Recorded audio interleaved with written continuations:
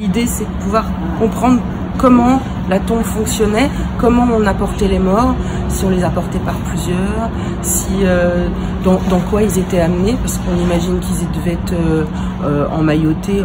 Enfin, nous on a des linceuls aujourd'hui, ils devaient être dans quelque chose. On les apportait avec leurs objets personnels, donc qui avait des objets, qui n'en avait pas. On va pouvoir savoir comment ils s'organisaient à l'intérieur de la chambre, c'est-à-dire qu'ils avaient besoin de circuler, donc à certains moments ils repoussaient les ossements des précédents corps pour pouvoir accéder au fond de la chambre, ou est-ce que on a l'impression qu'ils ont fait des caissons, des aménagements pour pouvoir empiler les corps les uns sur les autres. Pour le moment, on sait qu'ils sont au minimum 40, voire sûrement plus de 50, qu'il y a des hommes, des femmes et des bébés, des enfants et des adolescents. Tout le gros de l'étude va se faire en laboratoire.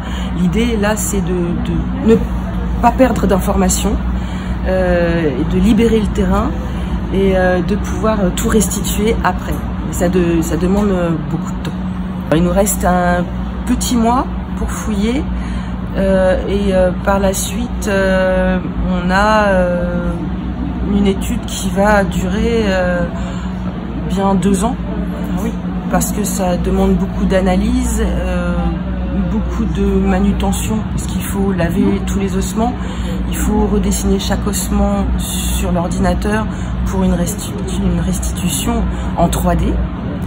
Et puis il nous faut cette restitution pour comprendre aussi la position des individus, parce que là on voit pas forcément tout, on peut pas forcément comment dire, chaque ossement est pas associé à un individu. On a des fois des ossements qui nous semblent pas s'accorder avec personne, mais que après sur un plan informatique on pourra raccorder à certains individus.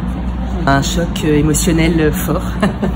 Mais vraiment, c'est pas juste des mots. Oui, parce que dans notre milieu, les hypogées, c'est très très connu et c'est historique, c'est emblématique, c'est historique, c'est le premier hypogée qui a été fouillé par un très grand archéologue qui nous a apporté toutes les techniques qu'on utilise aujourd'hui. Donc évidemment, ça fait chaud au cœur et on découvre pas ça tous les jours non plus.